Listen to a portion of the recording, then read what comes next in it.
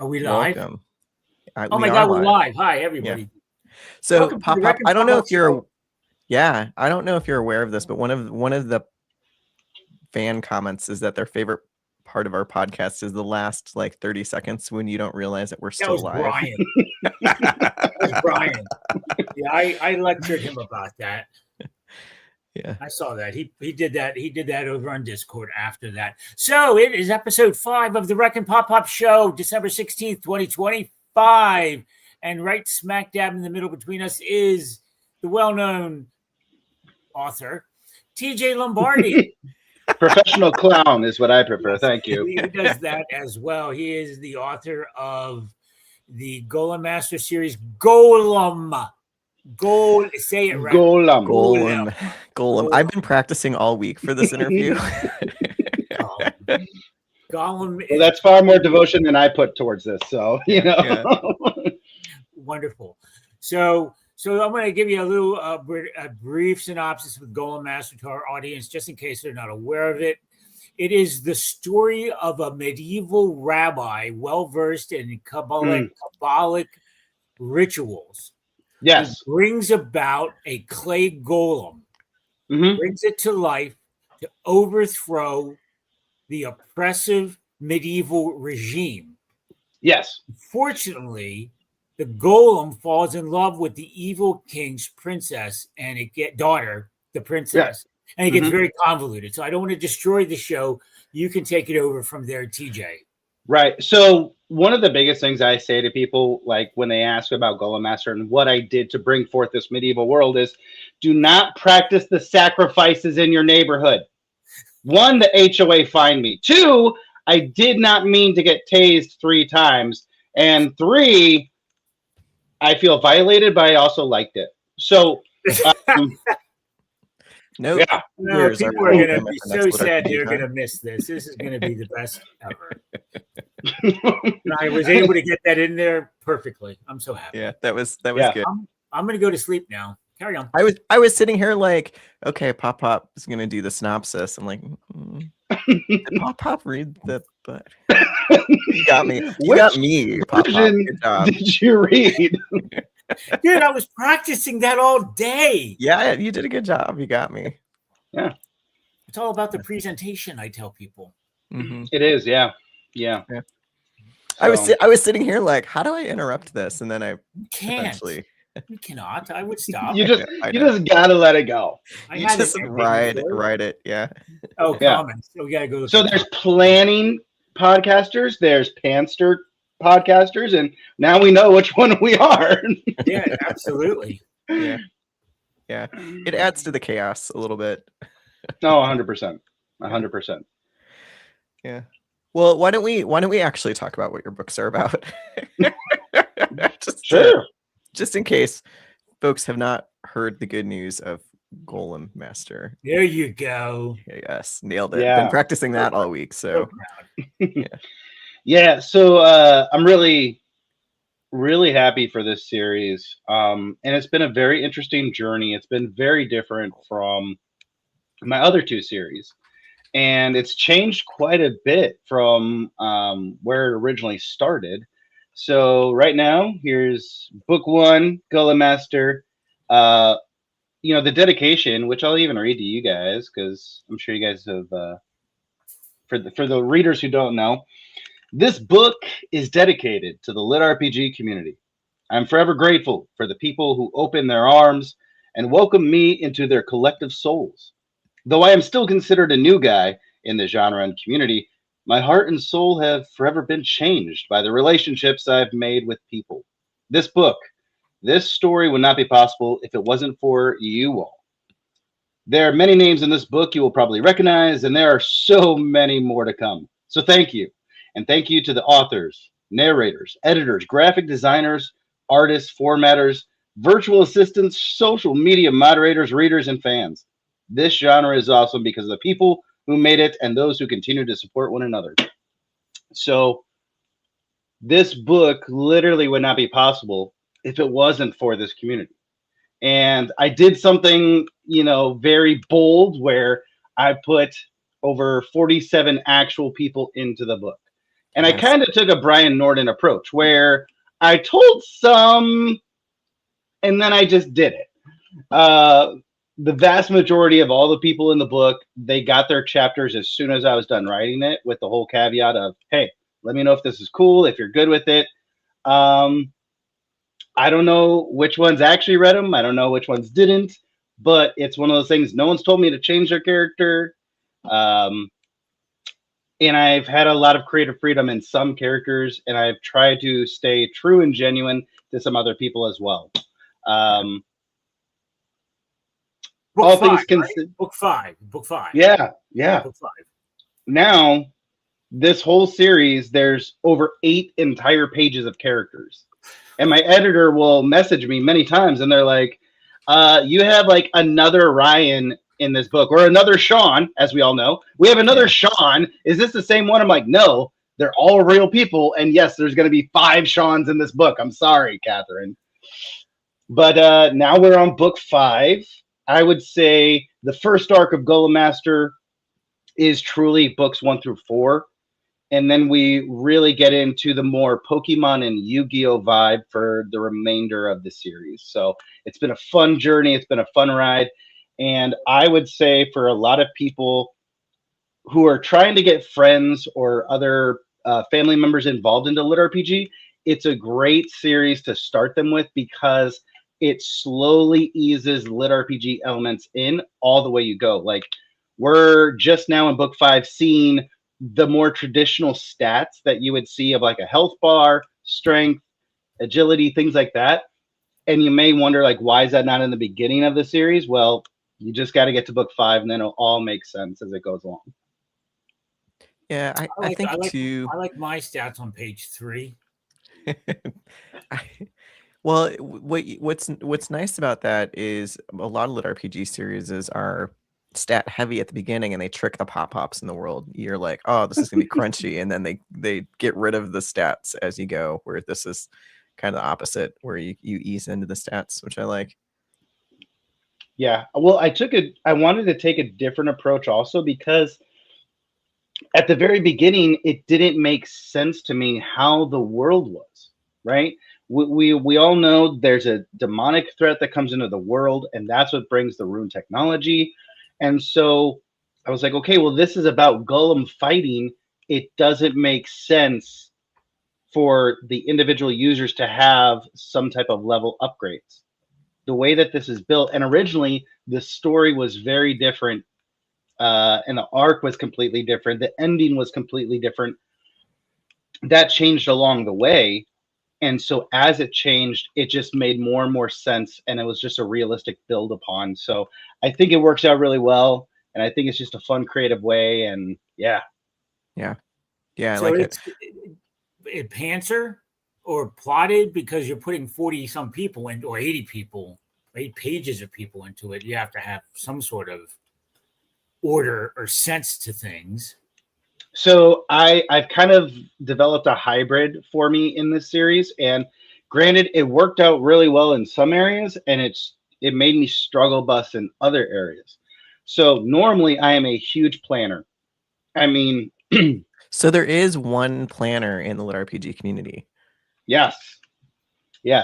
And I think there's more of us hybriders now, where we understand the overall plot structure, we understand the overall arc that we need to hit, and we create plot points. How we get in between plot points, that's where we allow the panstering to, or what I like to call discovery writing, to develop, because it gives there some spontaneity to it. And for an example, well, one of them was I went to an Oregon Duck game. All my fans know I'm a huge Oregon Duck fan, college football. So I went to a game, and as I was there, it was a military appreciation game. And I remember back in 2017, 2018, I got to run onto the field with the Ducks from being a military NCO of the year.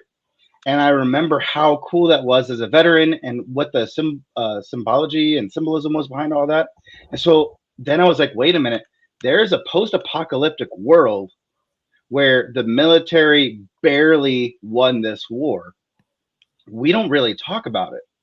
And so in book 1, I got to relive that experience and talk about some military veterans and share that symbolism all over again and that meaning. So I loved that. So I think it's a really great way to allow yourself to have life experiences happen to you, the author, or your friends, your family, and then inject it and realize, hey, I need to get from A, 1, 2, 3, but you know what? I'm going to split 2 and 3, and I'm going to add this point in between here so I can get some really good, genuine character time, depth, emotional connection, growth, and then you can just keep going.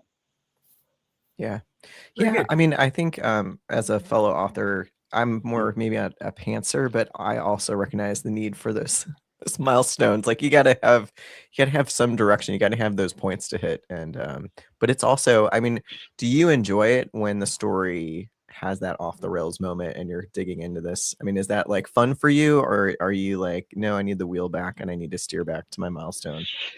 Oh man, that's a great point.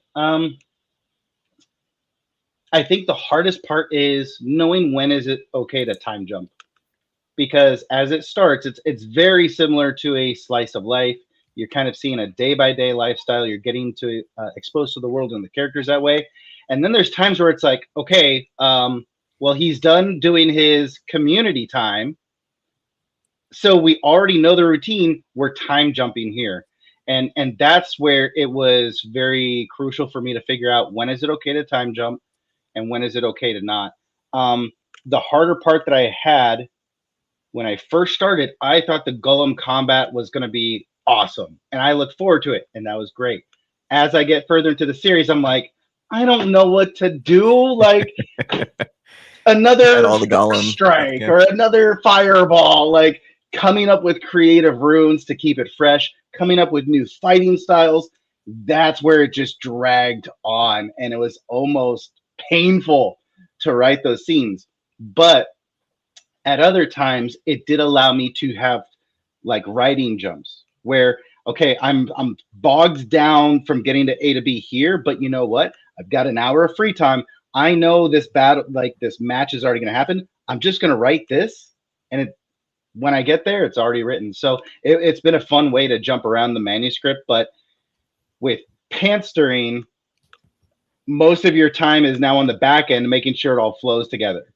With planning, you're just spending all that time at the beginning making sure it all flows together. So it's the same amount of time, really, just which end of the spectrum you want to put it at. There's no free lunch. No. No. So Right, other Pop, than yeah. other than the fact that you're a writer, who are Mhm. you reading now? What are you enjoying in your leisure time after work, after writing? What do you do? Very little, very little. So How come right I now, the answer? life is just, well, life is slammed. I mean, granted, holiday season is always rough because you have those core friendships you want to spend time with, family, work events, right? Like we just had our holiday kind of potluck at work. And then bad guys like the bad guys. So I've been very busy with trying to help out there. But Quest Academy 4 is my current read for leisure. It is it's great because one, as you know, Pop Brian is one of the authors that I try to aspire to be more like. I know that. Yep. And what's great about that too is I also have Daniel Wisniewski as my narrator for Golem Master. So the nice thing is when I get to listen to Quest Academy, it doesn't necessarily negatively impact my writing habits or style. There have been other audiobooks that I'll try to listen to as I'm writing, and I start to see that color palette change. And I'm like, ooh, I don't want to necessarily change my style to mimic that author. Even, not good or bad, it's just not necessarily my style. So thankfully, that has been great to have. And I love Quest Academy. Absolutely love it. But the other book, I've got 2 other books that I'm kind of reading. One is New York Times bestselling author John Burke, which is Imagine the God of Heaven. I've really been diving into a lot more spiritual stuff recently. And when I bought the book, it wasn't the book I was looking for. But in this book, John takes 1,000 interviews that he's conducted with people that had what we call near-death experiences, where either they almost died and report that they had an out of body experiences, or they were actually diagnosed like clinically dead, and either through medicine or miracle they were brought back to life, and it's them talking about what they experienced. So it's just been really fun so far, and that's kind of my leisure read on the side of Quest Academy. Light reading for a Tuesday night. Oh yeah, absolutely. So it's been a very interesting year for me. A lot of soul searching, a lot of wanting to reconnect with God again, and I think that it's brought a lot of questions in my writing with Golem Master of like, hey, what lessons do I really want to talk with this story? What, I need to make sure that I'm being entertaining to people and helping them escape some of the struggles of life. And that was actually one of the things of why Golem Master changed. Golem Master originally was much darker. And it was a couple of my fans who were like, dude, you're beating up the character too much. And so it was right when I was getting to that, that middle point that you guys know about in book 1, and then it shifted. After that shift, book 2 was supposed to get dark, book 3 was supposed to get dark, and a lot of heavy, heavy challenges were supposed to come to play. And once that reader told me that, I was like, okay, though this is a post-apocalypse setting, I need to make sure I shift away from this darkness. I still want to cover these points, but I want to do it in a much more hopeful way. I want to try to paint this picture in a way of showing hope and overcoming the struggles. So it was a great shift. So yeah. Yeah, I mean, reading Golem Master 1, Golem Master 1, I would say, yeah, you accomplished it. It's not too dark, but it's got some serious topics and stuff in it, but yeah, definitely approachable. And what's going on with you, Reck? What is this up in the corner here? Yeah. So excuse me on this one for just a second, TJ. Yeah, we're going to give everyone just a brief. We need to showcase this gorgeous cover here. Boom. Yeah, there we go. That is the cover to Stumbling Up Book 1, A Loser's Guide to Progression, which is going to be published when, Reck? Yeah, so it's coming out in February is our release date. So you're making me wait. 2 more months. Well, you don't have to wait, PopPop. Yours is in the mail. I know that. It's coming soon, tomorrow. Yeah. And Reck, are you doing this on your own, or is it with Podium, or? Yeah, no, I'm doing it on my own. Geneva's helping me out, but it's independently. It's all me. Yeah, so yeah. I was talking to KT earlier today about, like, I don't know, we were lamenting, Tuesday. I don't know if I have to add anything to that. We were lamenting Tuesday, and I was like, man, writing is hard work. Like, the writing is hard, and then you've got all this other stuff that happens that has to happen. And it's but the cover, you have to wear all the hats. Yeah to include your own human resources of like, okay, now let's not beat ourselves up. Like, yes, we can. Right. Yeah. Sometimes I don't know, it's funny because there's days where I log in the morning, and I've got all these, like, I'm gonna write 2-3 chapters today, and I get in there and it's like, I've got to answer this email, and my artist needs some feedback, and I've got to go like me. Yeah. I have to go do my book walks. I didn't want to this morning, but I know. Yeah, the TikToks and stuff. I did 2 things today.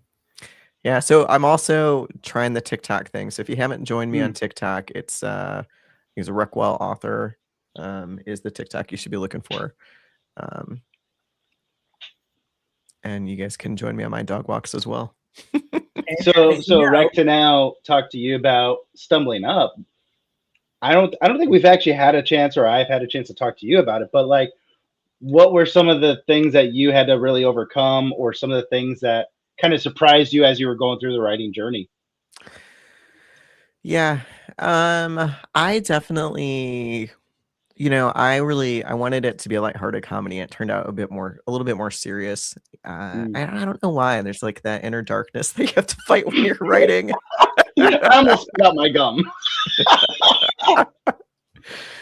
So it ended up being, mine was supposed to be really lighthearted, and it ended up being a little bit more serious than that, which I think serves the book. I think it serves the characters, but yeah, just trying to sit on that and like keep the comedy. Stumbling Up came out of, I don't know, I went to Dragon Con a couple years ago, and there was some folks that were running around talking about how lit RPG is just numbers go up. And a friend of mine, we were having this conversation about, oh, numbers go up. And I'm like, wouldn't that be nice if that happened in real life? Like real life, it's like down, up, down, up, down, up. And, we were talking about how it would be fun to write a lit RPG where it wasn't just straight progression. And then we had this conversation about, you'd have to be really honest about that, because the genre would be mad if they thought it was just going to be a simple progression story, which is why the name, why the name came to be. But it's really an ode to the friend groups I've had along my way, and the ups and downs you have with your friend group, and just that moment of, you got the inside joke, you got the, the camaraderie that gets you through, I don't know if necessarily that now that it has to be numbers always go up, or numbers go up. I think, lit RPG can be construed as just the system controlling things, or a system having some sort of a control, or maintaining some sort of a semblance of a control, or rules that govern the characters. And if the characters don't abide by those rules, you can get flatlined or punished a little bit as well. Even Kenny, I think that's, I think we've got that a little bit, but the whole progression idea, having overpowered main characters that just, that was not, I love the OP, straight up, If you like the OP, that's, I don't necessarily So always like Reck Will's book 2 is going to be Pummeled Down. Stumbled up and pummeled down. Yeah. There you go. That's a valid awkward progression. Dun, dun, dun.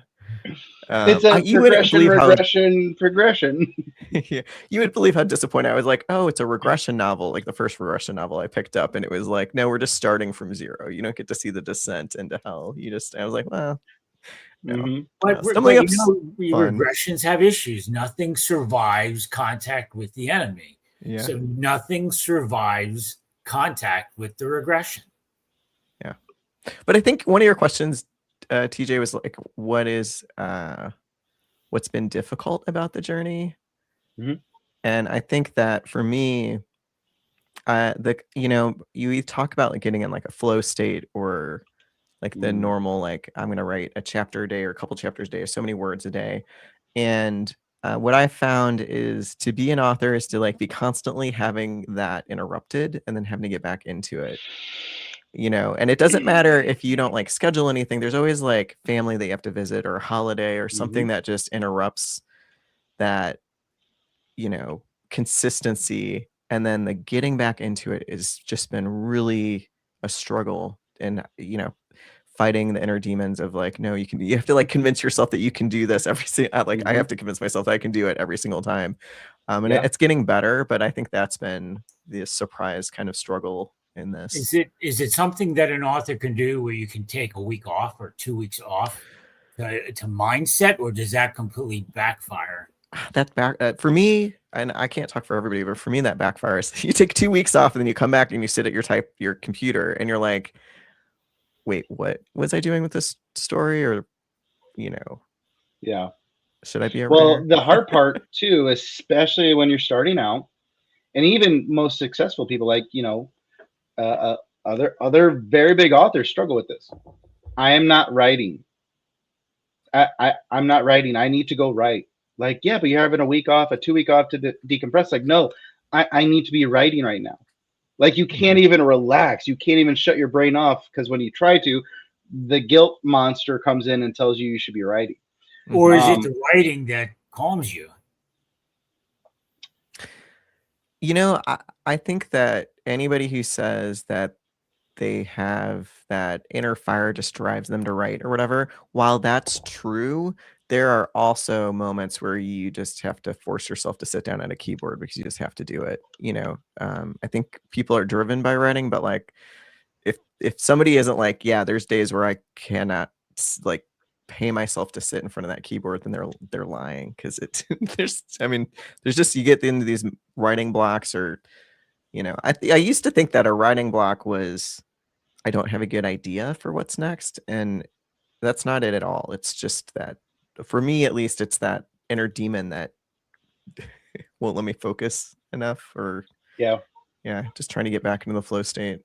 So there's been many days. We never blame the artist. Remember, we don't artist shame. No, love my artists. We only Richie shame. Even my stick figures count as art. Yeah. So there's been multiple days where I will sit down on my day off from my normal job to write, right? Like that's what that day is dedicated for. And for 4 to 5 hours, it is a slugfest of torment. 200, 300 words each hour. You're like, dude, why am I here? I don't want to be here, but you have to stay disciplined. And then after 4 to 5 hours, something happens and bam, you're off. And the next 2 hours is amazing. And you get your word goal in. You're like, I don't know what happened, but thank you. 100%. I mean, there'll be hours where it's like 200-300 words, and then you get whatever that point is, you get past it, and then it's like, oh, I just knocked out 1,500 words. Mm-hmm. So, and I think, go ahead. So there's some.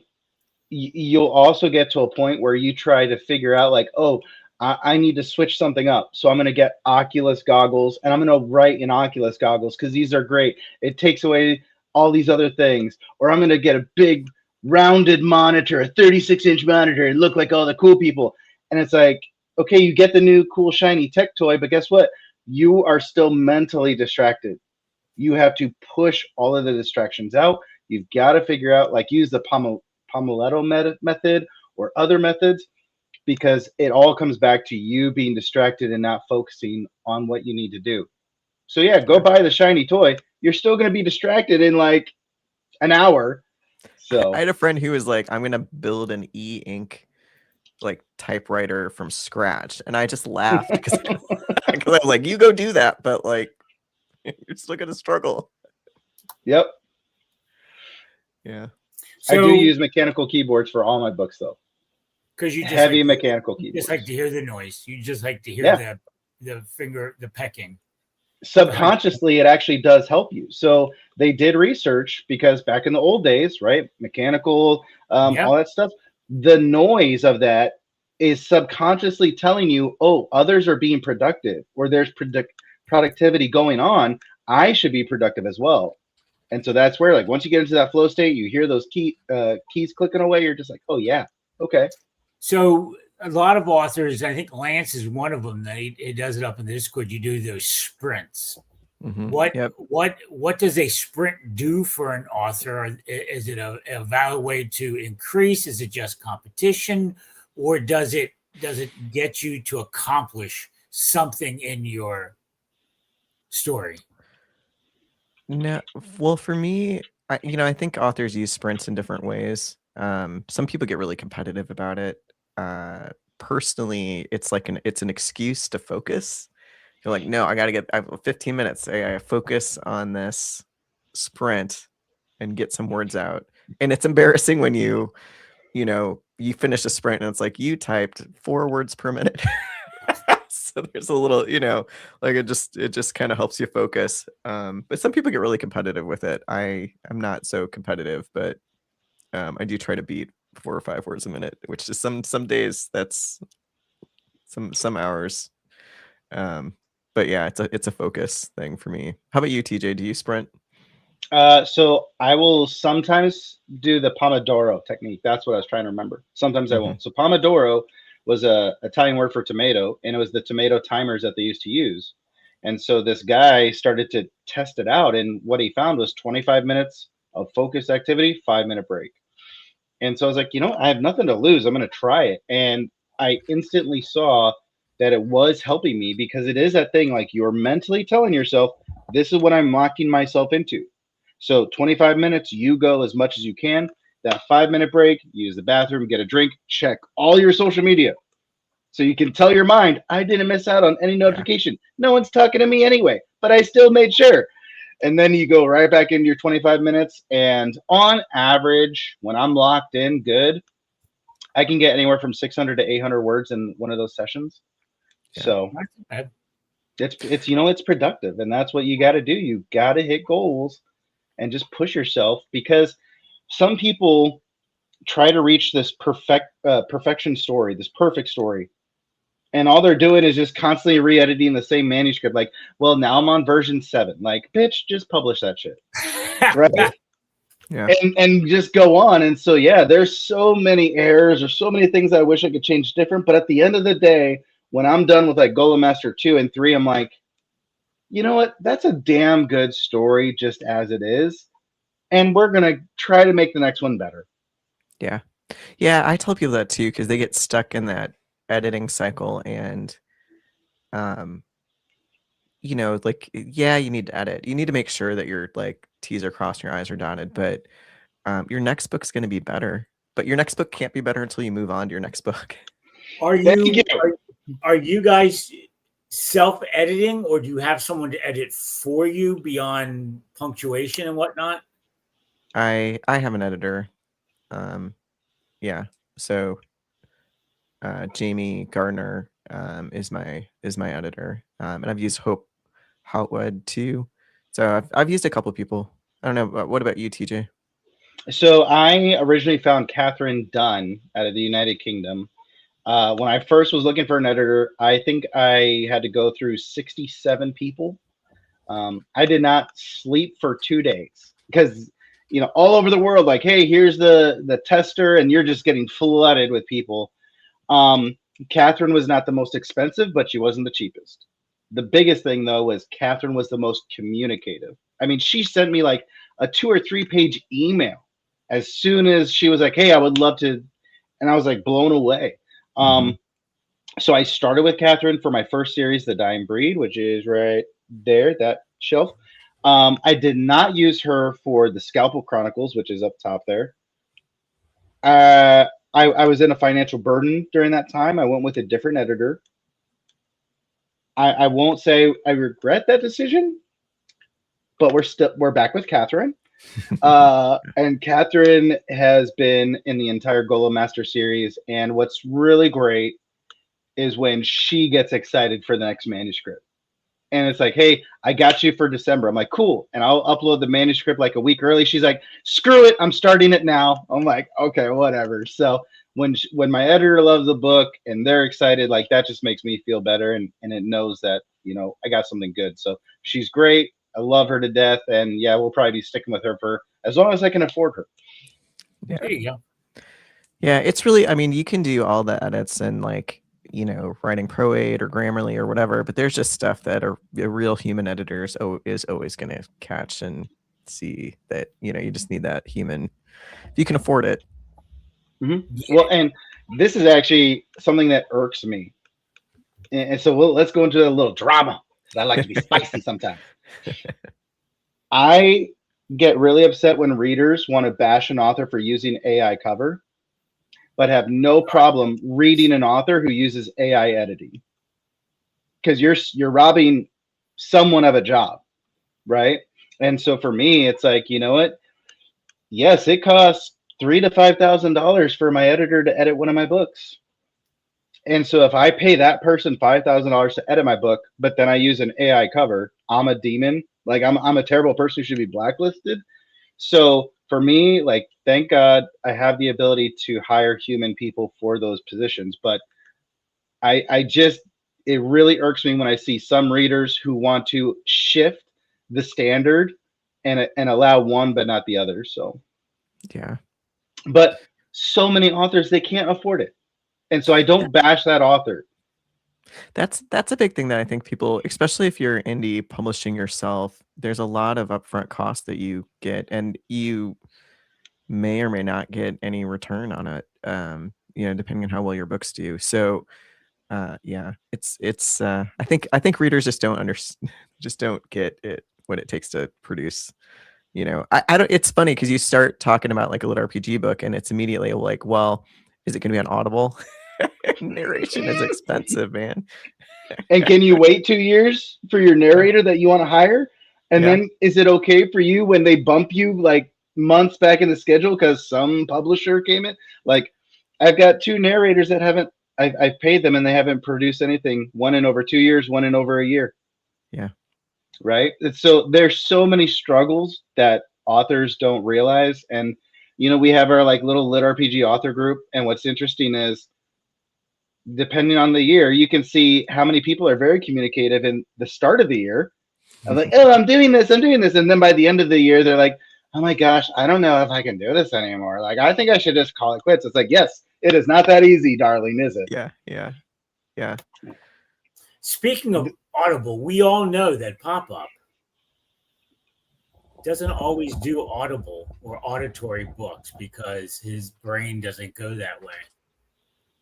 However, now I have to do audible books or ear books.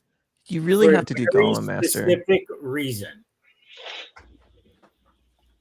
I'm going to interview Steve Campbell. Oh, dude, Discount Dan. You got to do Discount Dan for Steve Campbell. I've got to do Discount Dan and GSV. Obviously, we already know Discount Dan is in that pile of books right back there. It's the top. So good. It's really good. Yeah. And GSV. Speaking of which, book 2, Bucktail and cover. That was my book mail today, guys. Nice. Got it directly from Legion. Thank you, Legion, the Legion publishers. I bought them. I don't get free books yet. I'm not like, well, you'll get there, Pop.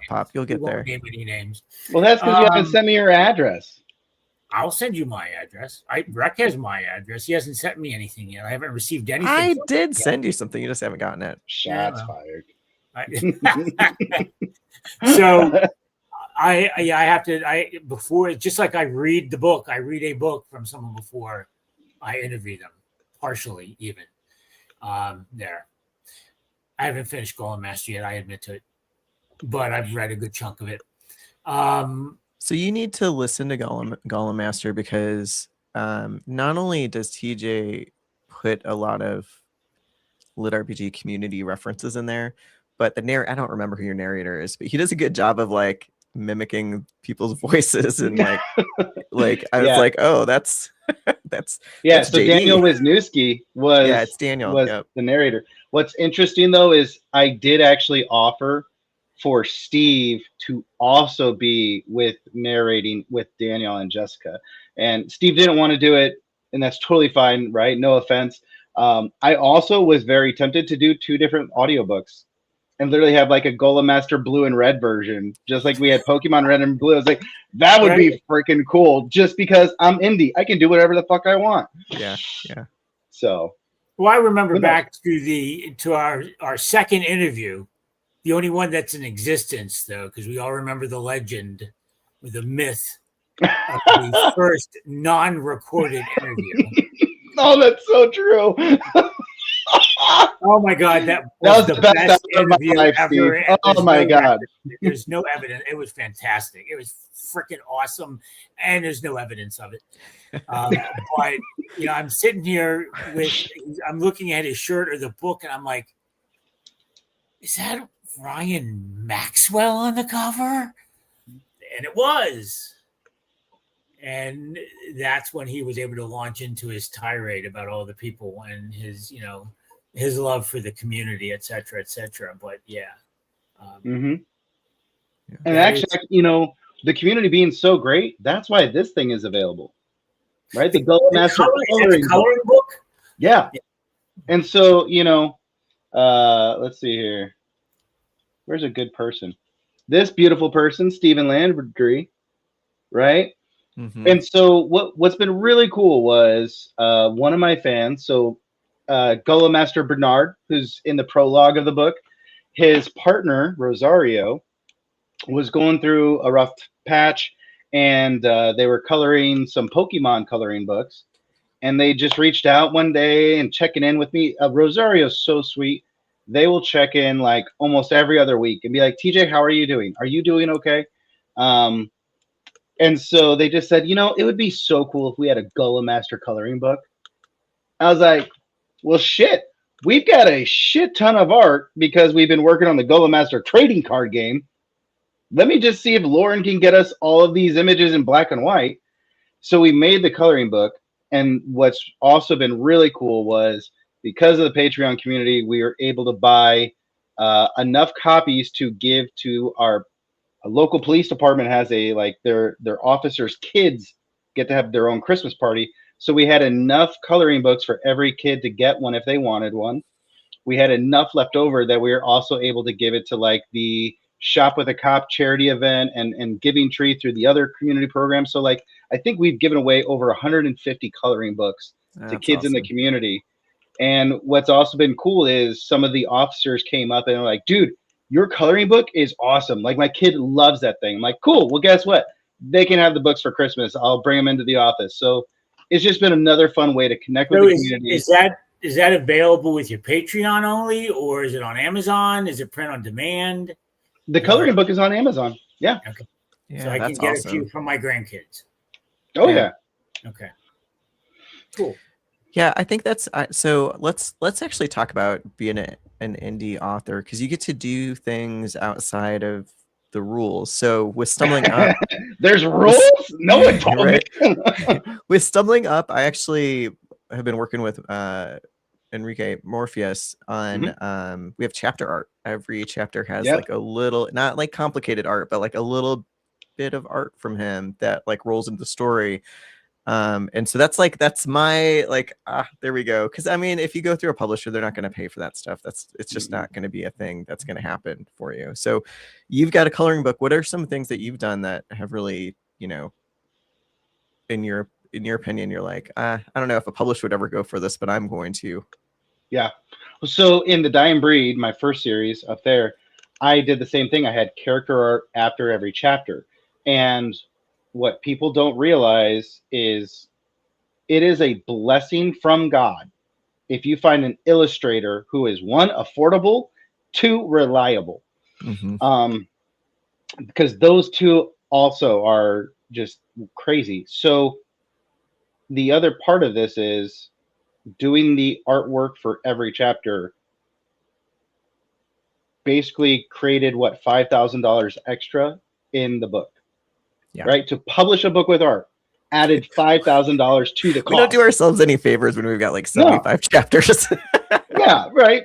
Yeah. So that was something I started with and I wanted to do it. But of course, being ignorant and a little bit arrogant and just stubborn, this series is going to take off. No, it did not. No, it did not. So that stopped really quickly. But what I love about being an indie is exactly that. I can swap out the covers tomorrow if I want to. I've worked with Morpheus as well. He's done an alternate cover for Gullah Master. Eventually he'll do more alternate covers for me. You can swap out the cover whenever you want. You can make changes whenever you want. If the narrator's not working out for you, you can swap it, change it. What I love also is Leaf Johnson, Alex, Stormraven, Run. When I meet more and more people in the genre who are like, dude, I really enjoy Golem Master. Like, it's so much fun. I'm like, cool. What golem do you want? I'll add you into the book. Yeah. I get to change and add and just do whatever I want. So you have so much freedom, but with that freedom comes a lot of responsibility of balancing it all out and not burning out. And financially realizing, like for me, I don't know how anyone with a family could do this. I have been blessed and cursed. The curse is I always wanted to have a family to come home to and kids to raise. I was not blessed with that. That was my curse. The blessing is I've been given a job that pays me enough to where I can do a lot of really cool stuff. And that's just where a lot of my money goes. So it's a trade-off either way. But yeah, being indie is, I love it. It's what works for me. Yeah. I had to, my daughter's 22, so now I'm in that post. What? I know. Yeah. Right. What? Yeah. Stop everything. This interview is shifting. There's no way, Reck. There's Yeah. no way. Yeah. Yeah. My kid's 22, Reck, 23. Reck Yeah. is 58 years old. Now you're fucking me from both sides. We said it's Pop-Pop. PopPop. Here. It's PopPop show, but I'm the other pop of the pop. Wow. I had no idea. Dude, I literally. There's no way. Yeah. Yeah. Yeah. So, like, you had your kid when you were what, 6? Just about. Eh. You started early. Wow. Well, Well, I congrats. was my Amazing. parents' 20th wedding anniversary mistake, and so they were pretty old. And I was like, screw that. I'm gonna have my kids younger. And yeah, I still didn't want to go camping with them, but you know, hey. Oh my god. That's awesome. Wow. Yeah. Okay. Yeah. I'm actually gonna try to talk my daughter into coming to one of the cons this year to, you know, maybe like help out, run a table, or you know, we'll see.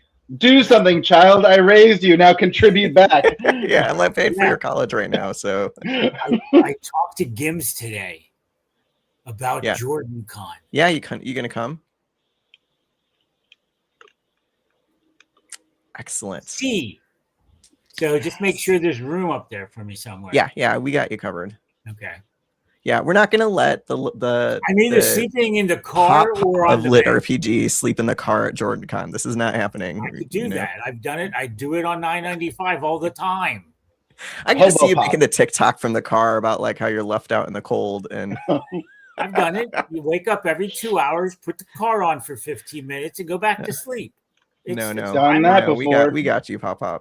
I'm not paying someplace to sleep. I know. We got you. So, Yeah. yep, it's drivable. I'll be there in April. I'll have to buy a ticket, but yes, I will be there. Awesome. I think Jordan Con's gonna be great. What's your con schedule look like, TJ? It is literally just Lit RPG Con. Okay. So I'm hoping to do something special for this upcoming Lit RPG Con. Still waiting to find out, right? Like who's guest list, who's not, who can have a table, who can't, right? Like I've already booked my hotel room, I've already booked my tickets. So if anything, I'm gonna be standing outside looking really weird, like who wants a book? Over here, like I'm not homeless, I swear. Or in the lobby, like that would be awkward. But Lit RPG Con was super special. And one of the things too about being independent, where's your money going to be devoted to? I've been to Author Nation, I've been to Dragon Con. They're great conventions. You get to hang out with your awesome people. Those two conventions do not help me sell books at all, right? Like it may teach you a few things, but it doesn't actually help you sell books. Yeah. And so for me, it's like, okay, well, do I want to spend, possibly $3,000 to go to Dragon Con, or that's $3,000 of marketing and advertising and hopefully getting more readers. So that's where for me, and also still working a 9-to-5 job, that's still more time away from work. That's also more time away from writing. So Lit RPG Con for sure. That's going to be like I think I'm out there for 10 full days, or an entire week to really give my body time to acclimate to the higher elevation. Altitude, yeah. Just blitz for 3 days of pandemonium and then 3 days of relaxing in Denver before I have to fly back home. So, yeah. Well, it'll be good to see you at Lit RPG Con. I think it's gonna be like even better this coming year. Crazy. Yeah. I mean, at this point, like DCC, you just might as well call it DCC Con, and just all the other friends. But yeah, I don't see how it could get any worse. I mean, maybe 2 fire alarms this time instead of 1. And I'm going to be across the street as opposed to down the street at a hotel without air conditioning. So at least I'm paying enough money to have air conditioning this year or this time. So, yeah. Yeah. Well, I didn't make it into the con hotel either, so I'll be somewhere. Speaking of DCC, you brought it up. Yeah. Found out that there is a member of the street team in the town over from us, but that means it's like an hour away because it takes forever to get anywhere. So That's what you get for living in Florida. Here's the thing. For us in the Pacific Northwest, that is a daily commute to work. Like, that's not even a thing. Dungeon Crawler Carl, official member That's of Donut cool. Holes. I got my lanyard. I got some other stuff Nice. too, but I don't care. Ooh.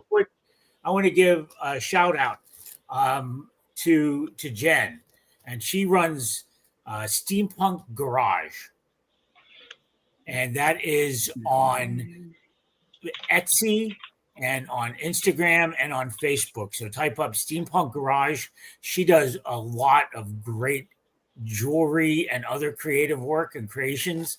Since she did not have to send me freebies, and she did, I wanted to make sure she gets a shout out. I've already followed the Instagram, I think. So it's always a good thing to look for Gims and other people. But thank you, Jen. I have to tell her I did this, and she can always, like, you know, clip around. You said that Steampunk Garage? Steampunk Garage. It's in Kissimmee, Florida. So you can do Steampunk Garage Kissimmee.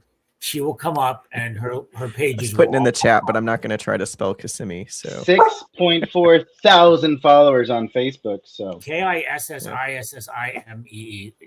Thelma, stop. Thelma. That's Thelma. Yeah. So I wanted to get that out really quick. I agree, That's though, with cons and stuff. You really, TJ, I think one of your points was that as an indie, you got to really understand what you're going for in the con and like what your target is. Lit RPG Con was crazy because you had all the authors and big names, and we were all everybody was trying to like meet each other and stuff. But then the lobby was the best because you could just hang out in the lobby and meet fans, meet other authors, people that want to be authors. I think I picked up some really good friends just sitting in the lobby on a couch. Like Piano and I met, and Lance, and what I've loved about our genre is how open and welcome we are, right? And the longer you're in the genre and you stay connected to the genre, people know, like, hey, Reck is a good guy, TJ's a good guy, John Stovall, right? And so what was really cool with Lit RPG Con is there was a few fans who were like, oh my God, there's Drew Hayes. Oh my God, there's Brian Norden. And I'm like, oh, Brian? You want to talk to Brian? Hold on. Brian, get your ass over here. I swear to God, if you don't move your fucking ass, I'm going to shove my boot up your ass. Don't worry, honey. He has to listen to me. So, and then, of course, like, you get to help fans who are so scared to talk to an author. It's like, no. I got you, boo. Let's do this. Yeah. Yep. Yeah. No, absolutely. That's 100% what it is. Yeah. My best experience, just about the best experience of my life, other than my wedding, the birth of you got to put some asterisks in there for my Gims grandchildren, and the kids. You know, those 5 or 6 things. But it was an awesome weekend, and Gims had a fantastic time as well. So, yeah, you two were awesome. It was nice meeting you in person, PopPop. That was a lot of fun. I think you're the first person at the con to give me a hug. So probably yeah. We were early on that Thursday. Thank you for the card. Gims loved it, and I've got glitter all over the place now. Good. I might have been on purpose.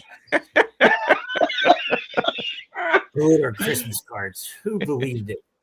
So, PopPop, question for you and Reck also, because Reck, I think you've done a lot more reading than me from the genre standpoint before you jumped into the author world, but from some of the things that you guys have read this week or this month or this year, what are some stories that really surprised you? What are some things that you picked up that you're like, wow, I love that creative aspect? And what would you would love to see more within the genre? What are you turning the questions around on us? Who the hell do you think you are? TJ's going to be a regular. He's just aiming for that, you know. I got fairly good at coming up with open-ended questions. When you work with a lot of cops, you just start to pick up some of the skills of like, so where were you like last Wednesday? Oh, I was over here. Like, that's right, at the crime scene. Thank you. You have to remember, before this, I read science fiction. I read historical works. I love medieval European history. So you just started reading in 2025, right? Yeah, just January when I walked. He's not read a single book since or before 2025. All those books on the shelf are just fake. Lies. Yeah. Lies. So, everything in the genre was brand new to me. Apocalypse, first Apocalypse series I got sucked into was Jessica Giles' Rise of Mankind, and it was just dark and evil and deep, and I just got sucked into it. Then you go from that into Unorthodox Farming by Benjamin Karai, which is an isekai with a rigid magic system that should not function according to any way that the isekai character thinks. Because if you hit your plot of land 5 times with a hoe, it will be completely gardened or cultivated. What? So, just the wide disparity of what you can find. And then you go from that or Kenny King System Optimization, which is like utterly crunchy beyond belief, into I'm Not the Hero, which is an isekai, but a found family, a team building adventure with growing up to boot. Then you have, I have to mention it, of course, because if I don't mention Jay while I mention Tommy, it doesn't work. You have, a 16th century knight going into a magical kingdom, and it's like got to be totally whacked. But a little bit similar with, Hatred of the Church. So you have that. So those 3 series alone right there just give you something totally different. And then you get up and you read, other than DCC, but that's just, there. We don't have to talk about that because it's there and wonderful. Dungeon Crawler Dan, Discount Dan. I'm tired. It's past my bedtime. Cul-de-sac Carnage. I love. I cannot wait for Kiosk Kingdom to come out. You just find things you love, even though hopefully there'll be another one, Magic Murder Cube Marine. Utterly absurd. Slayer Bowl. Parody of Dungeon Crawler. Parody of any dungeon delving type book, but reversed to a degree. There's just so much out there. And I'm still discovering it on. And I've read a couple of regressions. So I have so much to do, so much to learn. Yeah. I ain't there yet. I've been in the genre for a long time. And part of me wishes I'd started writing like back when I first started reading, but hey, here we are. I was raising my kids. So right. But I think this year for me, my hits are a Bog Standard. I really liked Bog Standard. It's really Everyone well written. seems to. I have to get into that. Yeah, it gets great raves everywhere. Yeah. Jay and Tommy, you already mentioned them, so they get a lot of love. I read The Shattered Sword by Rose Reynolds, and that was a surprise. It's an older book, but it's really, the whole series is really well constructed. Golem Master was one of my hits. I love Golem Master. Golem Master. I might have to go down. I love Golem Master because it gives me a recommendation for folks who are like, hey, my kid really likes video games. I want to get them ready. It gives me a good recommendation for that. And it's just independently fun with all the Easter eggs and stuff. But yeah, it's very friendly for that audience. I read my first Seth Ring, the Exilian Chronicles. That was good. Oh, okay. Yeah. Right now, my latest book is it's a surprise. I picked up Shrubly, the Monster Adventure. It's like an Audible sale, and I'm like, this looks like cozy and fun, and it is. It's like surprisingly just wholesome and fun. I really enjoy it. That's right up your alley, Reck. Yeah. I'm trying to get my mind in that mindset, so stumbling up isn't just like a dark stumble into the abyss. There you go. And normally, I do, when I first came in, those many months ago, you listen to everybody and you go and you get Primal Hunter, you get Who Fights with Monsters. Yes, great, phenomenal books. I've read the first ones. I have to get to the rest of them over time, but they're always going to be there. so I can get back to them. And everyone knows that a lot of my reading is up and coming, newbie types, undiscovered types, just to give everyone a chance. Because do I really need, not saying anything evil, but does Zogarth need PopPop to say great things about Primal Hunter? Yeah. Yes, but I don't have to go all hog out when I can find someone else to talk up. And you're going to see my interviews coming up over the next few months are with a lot of these newer artists, newer authors. Same here. Richie and I were talking about some of my interviews, and we did this fun little like wrap on 2025, and he's like, "What's your dream author to interview next year?" And I was like, I think I probably don't even know about my dream author to interview next year, because I like to also keep it on the, I'll fit in, TJ and KT and Rose, like there's folks that I will interview that have been established and been around for a while. But yeah, I want to, it's the folks that haven't been to the con yet, or are still trying to get on their feet. I think people don't understand just how hard it is and how lonely it is for folks to try to figure out how to enter the community or enter the chat. So yeah. Enter the chat and stay in the chat. That's the longevity. I mean, I've had talked to authors that have been here for 5-10 years, and they're like, I just don't know if I belong anymore. And it's like, no. Just and to go on, like you said, Reck, the getting in and coming in. In the last month or so, there's a new author that has been really plugging his work, almost every day. And of course, what does PopPop do when he has an ebook out? What does PopPop continually always say? Where's my paperback? I knew it.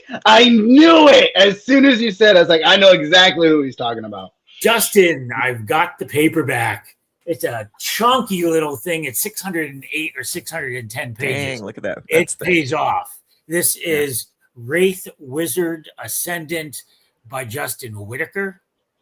I got him to agree to appear with me. I'm having a special pop-up RPG World on WinkCon, which is Immersive Inc.'s WinterCon. Okay. So that's a private type thing. I'm getting uppity in my old age, but yeah, I make these things happen. I have power. Whatever. It loses money for the author, but hey, I get my paperback. So that's it. And I just finished an oldie but a goodie. Vigil Bound series. Oh yes, James Hunter's. Vigil's Justice.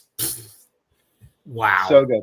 I did that because I interviewed James last week, so I wanted to have a little bit more than just Discount Dan. Even the oldies but goodies have life. Yeah.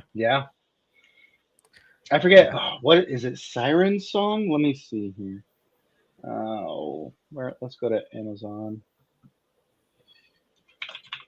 James Hunter. I read one of he gave me.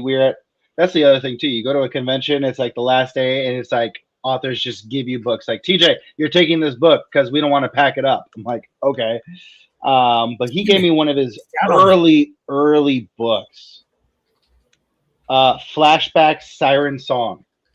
It's just a short little 100-page. Yeah. It's one of his books, a Yancey Lazarus. Oh yeah.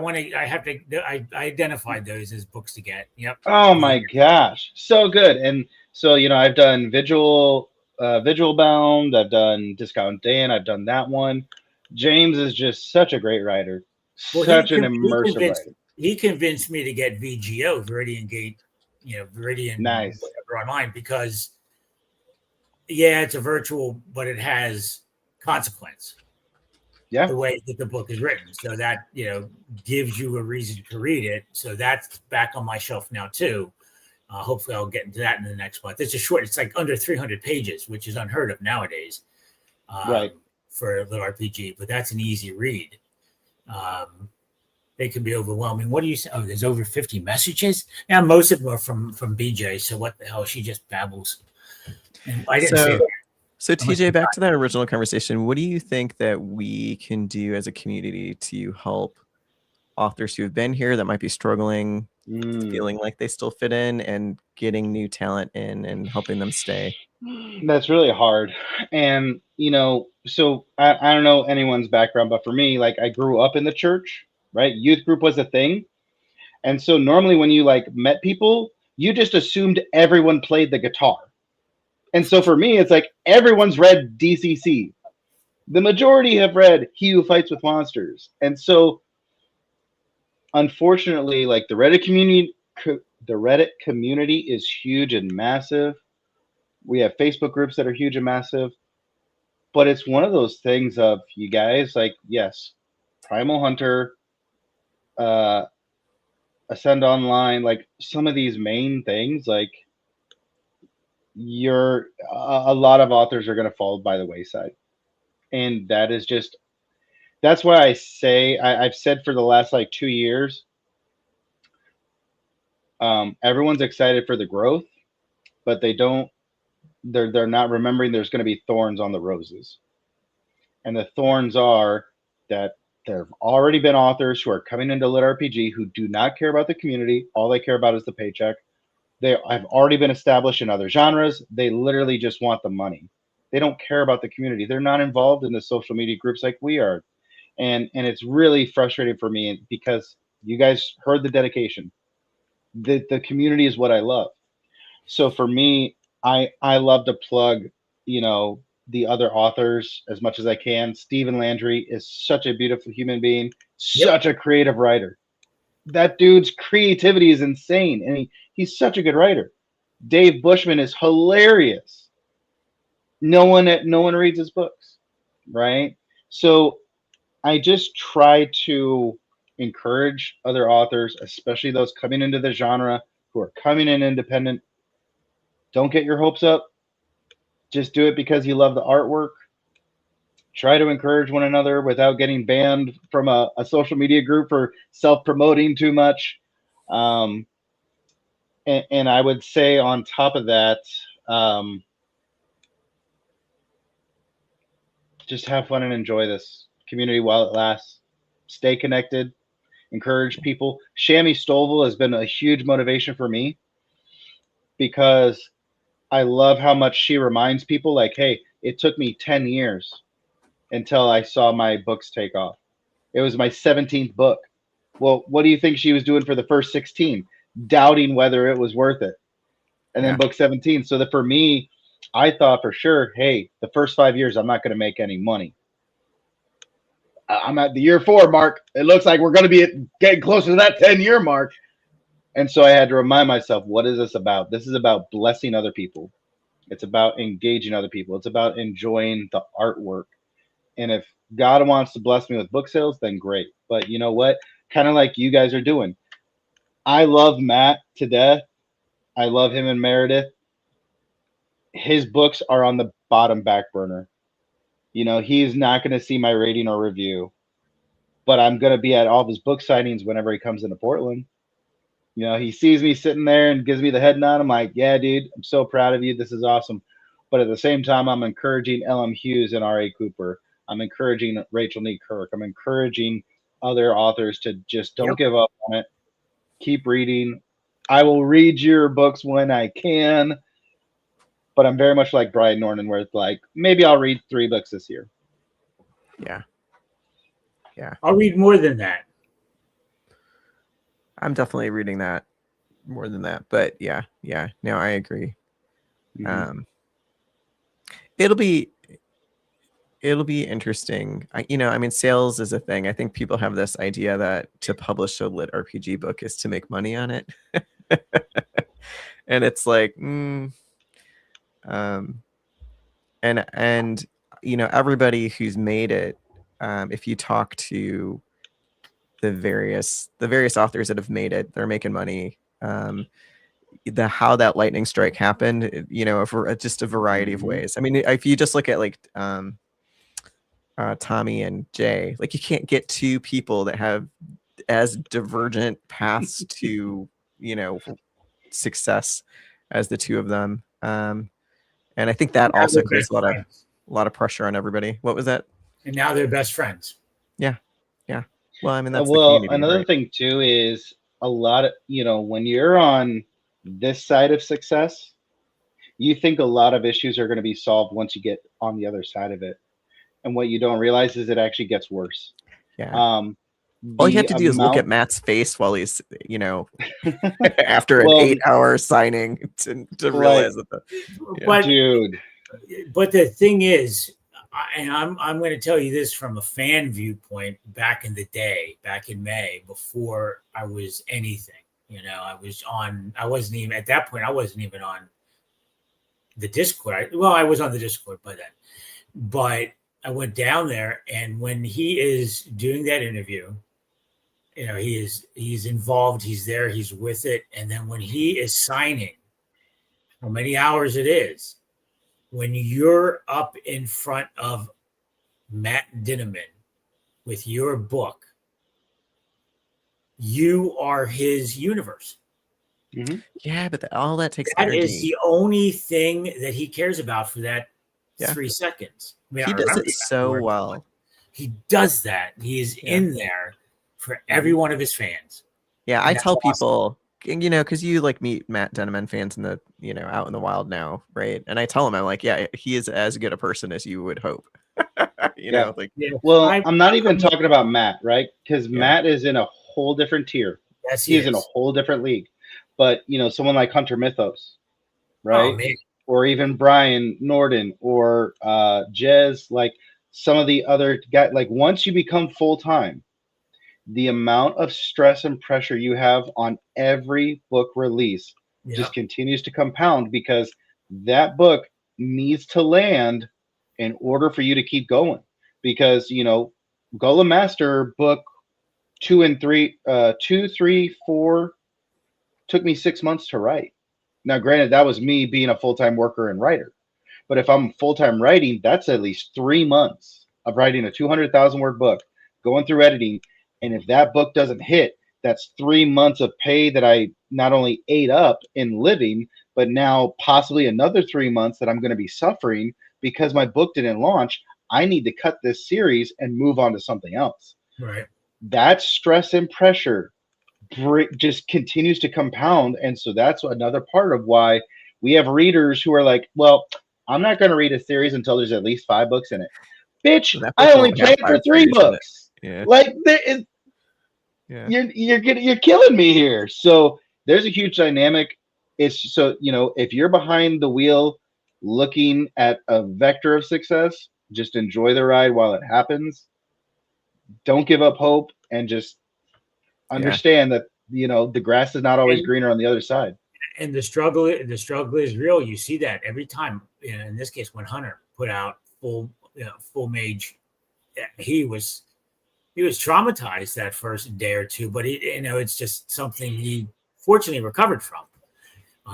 But that is the stress of being in that independent publisher for 5 years for him now, or 3 to 5 years. You can see that on release day. Even Boslow on release day. I didn't realize how brutal that day could be as it happened. Here's the worst part for people like Boslow. And so here's the great part about being indie. I know exactly how many books I sell. I do not need to wait 3 months or 6 months to get my sales report. I get to see how many people are reading my book every fucking day, how many books I've sold, how many pages have been read on KU, right? So I get to see that. I am refreshing. You are refreshing that page every hour on a book release just to see and everything. When you don't get to see that, when all you see is a sales rank or the reviews. Is it updated every 6 hours, every 10 hours? You do not sleep. You cannot help yourself. It's an addiction. But yeah, and then you wait for the reviews, and then of course, like, well, it's been 3 days. Why are there no reviews? It's been 3 days. We know now from research, the average reader will buy a book and not touch it for 6 weeks. on a Kindle.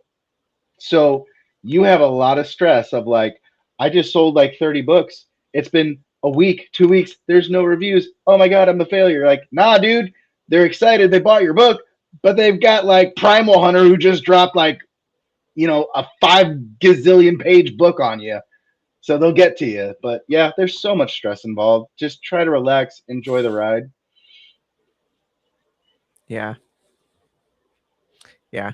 Definitely the refreshing the book sales and stuff is a daily, and launch days are stressful. Even if you've got the best laid arc team and stuff, not everybody comes through with a review, or they give you like a 4-star thinking, oh, this is or whatever. And yeah. Yeah. And then of course, like, Golem Master 2 has been out for months now. And I've had people reach out. They're like, dude, I'm so sorry. My reviews aren't showing up. Like we've been staying at the same reviews for months. And it's like, you know what? It is what it is. It's the Zon. You can't change the Zon. Yeah. Well, and I think BJ, so BJ is like, I feel horrible because I mass buy books and then sit on them. And I think that's not the problem because you're working through them. I think, part of it is just we stress ourselves out by just wanting that instantaneous gratification. But, it's really important that whether the book's like a year old or, 5 days old, that you do the review, write actual words down and post a review, give it a star. If you really hated it, then just skip that step. But yeah, you don't do it. I don't think people realize how much their reviews mean to authors. Yeah. Like how many days I've gone back and reread the same reviews. And then I have people reach out to me who are just like, hey, I just read your book and I want you to personally know I love this book. So I recently, because of understanding how important they are, I do Google Maps reviews. Like when I go to a new restaurant, when I go to anything, I am like in the top 10% of restaurant reviewers in the world. And then I get to see, and it's like, hey, just so you know, 118,000 people have seen your review. Like it gives me little stats, and I'm like, shit, that pad thai slapped. And now 100,000 people advertising your books in your restaurant. So I'm like, okay, you know what? Here we go. There's a restaurant inside Barnes and Noble. Yes, there is. And Golem Master is being served, bitches. So yeah, so like just doing those little things, your words of encouragement on every single review mean the world to those authors who are just trying to get started. So please take the time to rewind your VHS tapes before you take them back to Blockbuster. Yeah. When I launched Stumbling Up on Royal Road, I was like poking around and with some of the Discords and stuff, and PopPop found me. And at that point, I didn't really have any fans. I had just like some friends reading the story or whatever. And PopPop like adopted me in and started like kind of pumping Stumbling Up, and we talked and stuff. And I'll tell you what, it like saved me. I was like in a dark place because it was like, I don't know how I'm going to do this. And just like that one person just being like, no, you should do this. I like your writing. It makes a difference. So yeah, this is my little love note to PopPop. That's what I do. I can't do that. Yeah. But I don't have. I forget what this one is. Like it's like a gang sign, but it's with the fingers. Don't do that. They'll come after us. But I do not have an aortic aneurysm, so that's always good. Yeah, you worried me there. I'm old.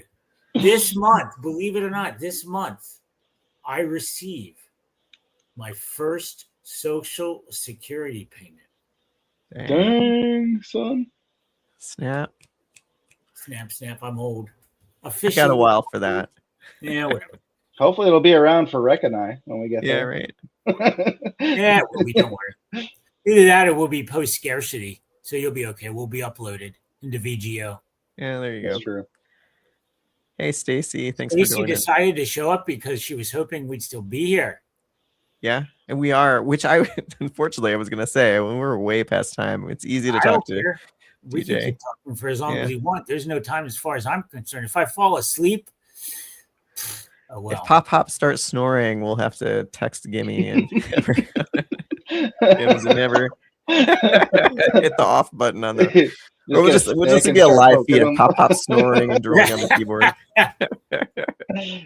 I don't snore. I that'd sit be up once all funny. night. Never snore. Well, this is your chance, you guys. Do you have any questions for us or any thoughts? Share it in the chat, and we'll. And I apologize because if I do not keep my screen full screen of just the three of us, that white background just is like blinding me. It took me And, 3 months you to know figure what? out how to turn that off. I have to tell you that we usually don't shame in our industry. We know that's all true, except for the Richie shaming, but that's acceptable. I am going to do a little shaming right now. Uh-oh. Reck, Uh-oh. take a look at the books behind TJ. Look how awesome they are, how well established they are. Then look at my 6 bookshelves back here with my 10 favorite books lined up right here. And all these books, how amazing they look. What the hell is going on behind you there, man? You, them, Reck. What's up? I mean, it's that? almost like I don't make, sense. It's not my job to be a book person. Are you putting that on Jen? Are you blaming Jen? No, it's not Jen. Because I think Jen has a small aneurysm every time they see the shelf behind me. Yeah, Jen's like, it's because I haven't attacked their bookshelf yet. Yeah, they're like three blinks away from just like, ripping my books off the shelf. I think what really bothers them is that there's some that are stacked this way and some that are stacked this way. Do I mean, do you remember? I don't know if you remember this, but I took a picture of my bookshelves, and Rin saw her book, the Dungeon Core book, and the spine is backwards. It's reversed. And it was the only one, of course, because all the other ones were right to left, not left to right. So it freaked her out because of the sensibility of being different on a shelf. Being the reverse, yeah. And so, yeah, you can't. Yeah. I think part of it is I listen to a lot of books and I do a lot of digital. And so I don't have a ton of lit RPG books. I've got a bunch now, but I don't have the epic mass of lit RPG books that you've got, PopPop. So when I rifle through all my other books, it's like, well, which ones do I include? Which ones don't I include? And why? I don't know. I just get down this rabbit hole of like, what books do I put on the shelf? I just rip a shelf of non-books out, put them in a box, and put them in my garage. Yeah. Put a little bit of desiccant in it and go from there. Yeah. I still have a whole bookshelf. Yeah, I have 3 shelves over to my right that I can rip apart. But I do have some in there I'll keep, like Hugh Howey's Wool series. Well, Jen and I hit 1,000. Like, we officially own a library because we hit 1,000 books in our house. So we've got the books. I've got a bookshelf or 4 in every room. So the fact that I've got a bookshelf that's kind of empty is actually like, holy shit, it's kind of fun to me. So you know what? I think that it means that you don't respect the books. Is that what? Tell me in the chat. Is that what it means? Do I not respect the books? In the comments, don't rely upon Pop. I'm just ripping them. I mean, you that's what you we got do. That boomer sensibility. You want everything ordered. I do. I do. Chaos Goblin. No, Chaos Gremlin. Yeah. I'm gonna every time Jen's gonna be like, no, and order all my books. And then right before the podcast, I'm gonna flop a couple of them sideways just for PopPop. Oh my gosh. This is what we do. Well, see, here's the thing: is like these bookshelves are the office bookshelves, right? And it's all the lit RPG and all the other fun stuff. Downstairs in the living room, I've got bookshelves by the gas fireplace, and that is where all of the old books, like my military history, my biographies, all those other books that I was reading throughout my military career, that's where they are. So yeah, I need a whole new house. I need a whole new house with a whole new library for those, because I have probably 1,000 of those types. well. My dream is to someday get one of those houses that have like a turret, like a little like princess tower sort of, and then Yes. just like line it with books all the way up. Yes. Like that's That's what I want. Mm-hmm. I just want a trebuchet where I could launch books at people. So like one the new Zon delivery system. Yeah, there was pretty much. I don't know if they'll allow you to have a trebuchet in where you live. In Portland? Yeah. Not in Oregon. No. Reck, actually, here's another question for you. You have still not told me what golem you want to have in Golem Master. Oh yeah. Okay. Yeah. And PopPop, you haven't either. So you already told me I want to be some sort of evil creature lined up with Jack. You're not a creature, but your character will be a little bit more on the evil dark side, right? But you will be paired up with Jack Fields. Yeah. I definitely want like a tank. Like my book, the Banana Slug is immortal, right? He can take all the damage. He can't do anything. He's got two little tiny fangs. He can't do any damage, but he can take all the damage. I am going to take a little sliver of this interview and this show that says the Banana Slug is immortal. Yeah. Ha! I knew it. Well, he will never die. I guess that was a giveaway, right? I don't think I've actually said that in the book. Never ever said that. Of course, he dies. Yeah, I guess I have to kill him. And then he comes back like, surprise, bitches. Half dead. Reincarnated as a golem. We Princess Brided him. He's only half dead. So I want like some sort of really tanky golem that's bright yellow. I think that would be tanky, bright yellow. Yeah, you live in Pacific Northwest. Have you encountered banana slugs? I lived over. I lived out there for 10 years, and I think and I hiked all the time, and I think I only saw like 2 or 3. Here's a question for TJ Lombardi. Oh yeah, are we going to be in book 5? Who is AKC for you? Okay. It took me a second to remember your user handle name, you stalker. No. So Reck I haven't put in the books yet at all because I have to find a spot for him. PopPop will more than likely be in book 7 now because where Jack Fields is going to be is, well, I can't give you spoilers, PopPop. You haven't even gotten to the end of book 1 yet. Whatever. But yeah, so book 6 is probably going to be Timothy McGowan. Who else? Gosh, why can't I think of his name? There's a few other people that are going to be book 5. So but yeah, it's crazy because originally I was like, all right, Golem Master, 4 books. At this point now, there's probably going to be like 8 or 9 books. I just can't stop. Dun, dun, Great news, everybody! Golem Master 17 releases on Monday. No shit. You know what though? Golem Master will be done before Quest Academy is. That's for damn sure.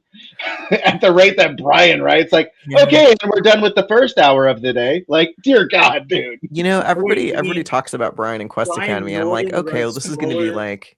Brian Norton writes slower than He Who Fights with Monsters or something. There's probably like 16 books out, and no, Brian writes super fast. He has the ability to blazingly write fast, and I hate him for it because not only does he write fast, he writes beautifully with emotional depth of characters.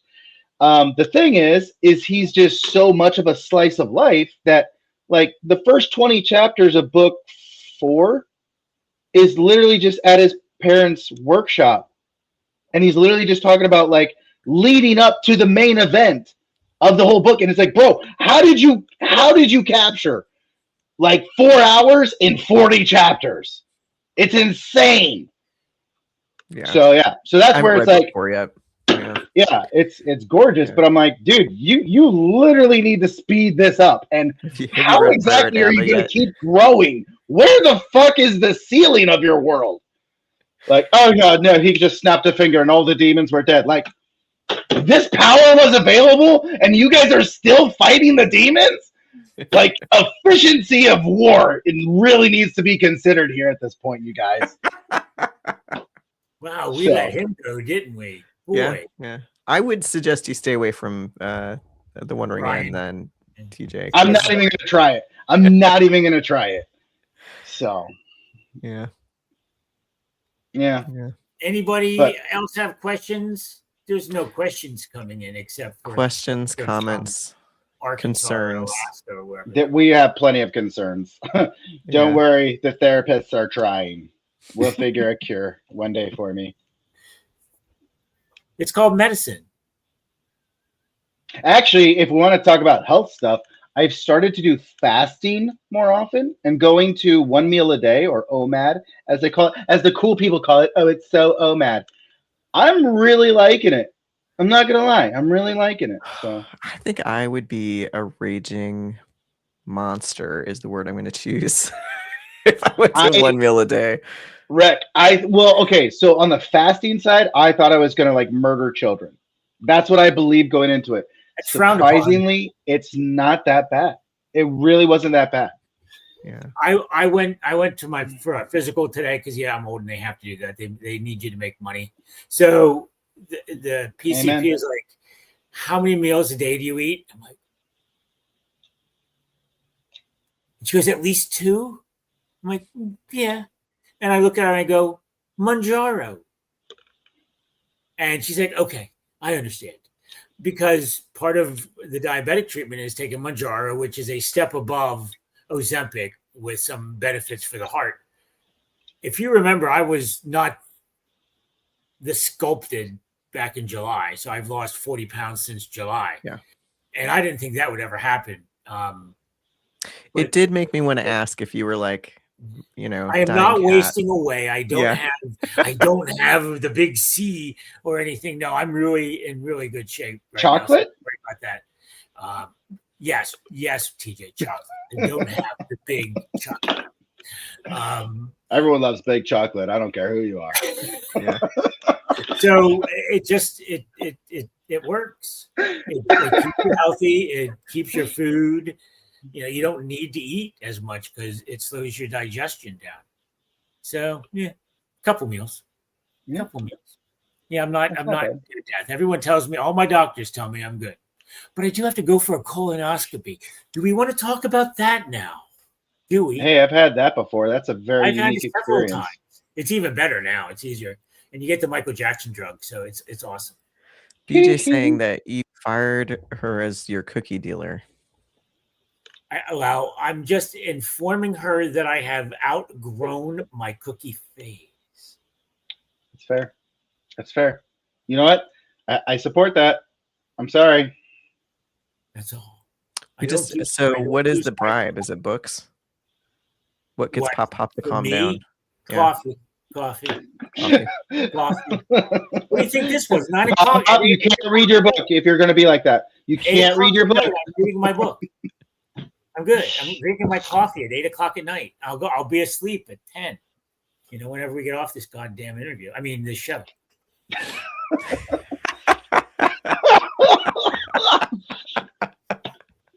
I am so sorry that I'm such a burden upon your soul, PopPop. How dare I?